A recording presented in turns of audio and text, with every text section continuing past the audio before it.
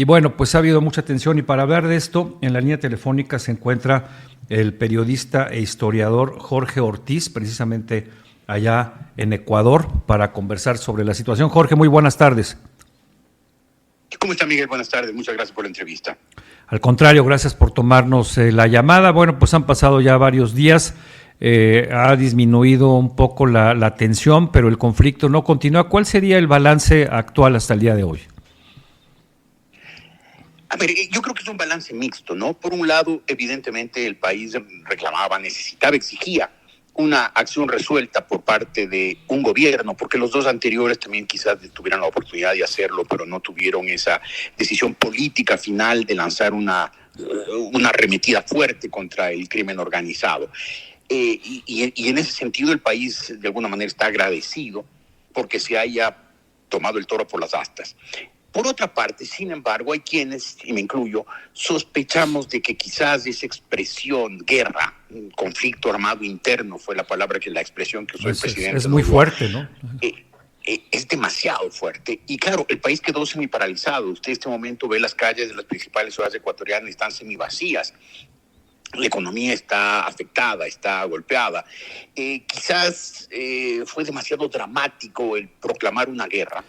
Y las repercusiones fueron mixtas. ¿Esto a qué se debe? Por ejemplo, se ha criticado mucho, no por la juventud del presidente, sino por su poca experiencia, por su poca pericia política, y yo no sé qué tanto haya influido precisamente esto en las declaraciones del presidente Noboa.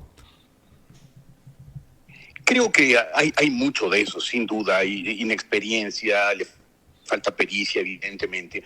Él dictó un decreto declarando la emergencia, incluyó una medida un poco drástica, que era un toque de queda de 6 horas cada noche durante 60 días.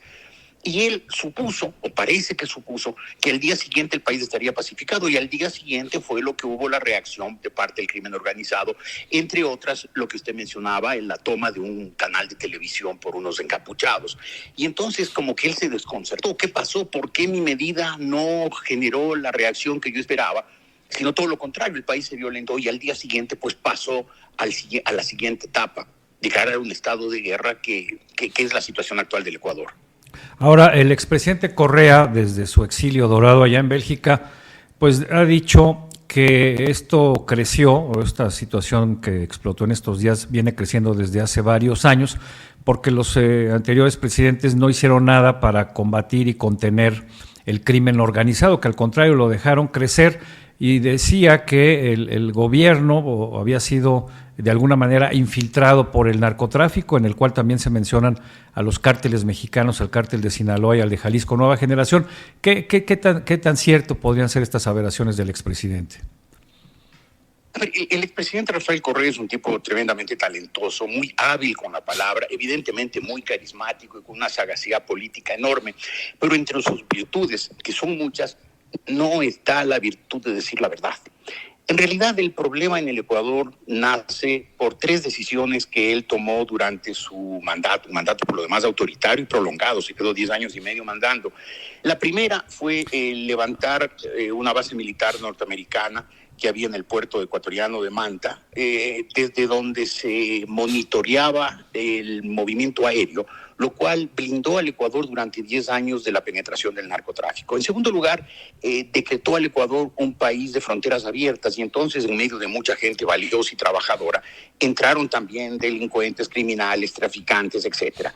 Y la tercera medida que adoptó fue la de establecer un pacto político con lo que por entonces eran bandas juveniles, entre ellas los Latin Kings, bandas juveniles que, legalizadas con el apoyo del gobierno con el que pactó, se convirtieron en brazos armados de los carteles, entre ellos los que usted mencionaba, Miguel, el cartel de Sinaloa y el cartel Jalisco Nueva Generación.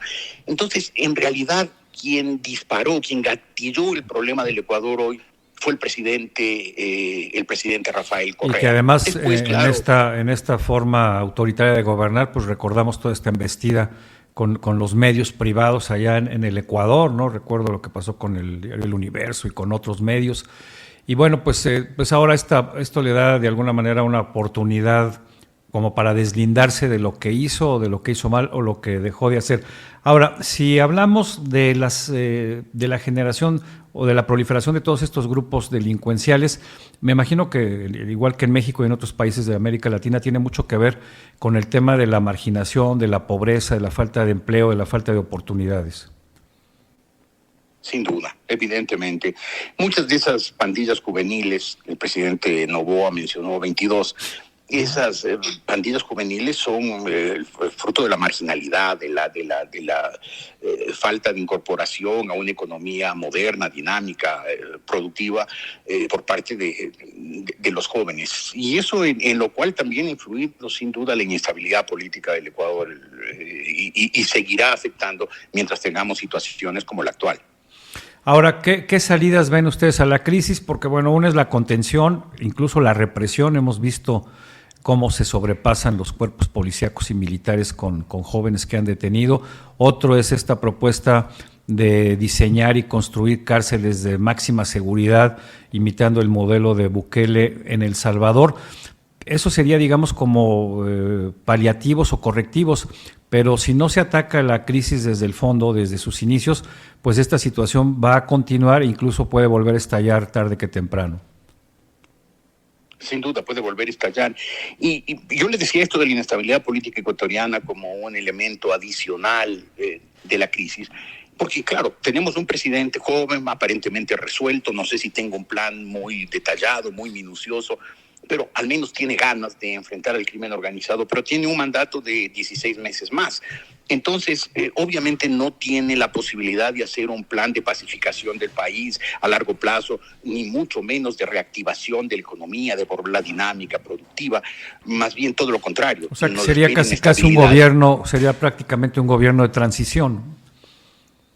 Sin duda, un gobierno de transición. Ojalá en estos meses haga los cambios necesarios como para que la transición haya valido la pena.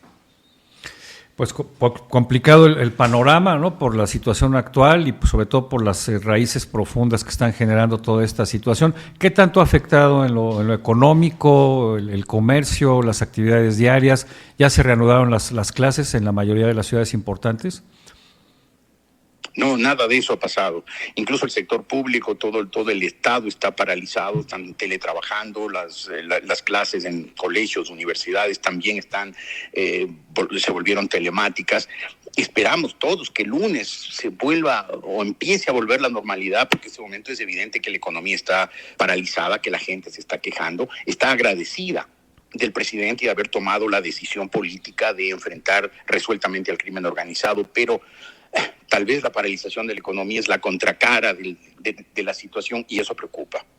¿Y qué tanto influye, para bien o para mal, el entorno geopolítico que priva actualmente en América Latina, es decir, sobre todo la vecindad y la relación con los vecinos de Ecuador? Bueno, a pesar de las diferencias ideológicas que se puede ver, por ejemplo, con el presidente Gustavo Petro de Colombia, hay que reconocer que el gobierno colombiano y sobre todo las Fuerzas Armadas colombianas han sido muy colaboradoras de las fuerzas de seguridad ecuatorianas. Los Estados Unidos también están apoyando resueltamente. Se supone que en pocos días vendrá una comisión militar de alto nivel para ayudar. En cuanto a cooperación internacional, el Ecuador creo que no puede quejarse, por lo menos en ofrecimientos. Esperemos que esto se concrete pronto y bien. Pues vamos a estar pendientes de lo que suceda allá en Ecuador. Es un país que conozco bien, que he tenido oportunidad de visitar varias veces, sobre todo Quito, Ecuador, incluso Galápagos, grandes amigos como la familia Donoso, gracias a mi colega y querida amiga Tere y a su familia que vive en Manta, pues estamos en contacto contigo. Jorge, te agradezco mucho esta comunicación y aquí vamos a seguir pendientes. Me alegro y gracias por ese interés y por esa preocupación por el Ecuador. Hasta pronto. Muchísimas gracias. Es Jorge Ortiz, periodista, historiador ecuatoriano, con un balance de lo que está sucediendo en Ecuador y sobre todo cuál es el origen que llevó precisamente a esta crisis. Muchísimas gracias, Jorge. Muy buena tarde. Gracias, buenas tardes.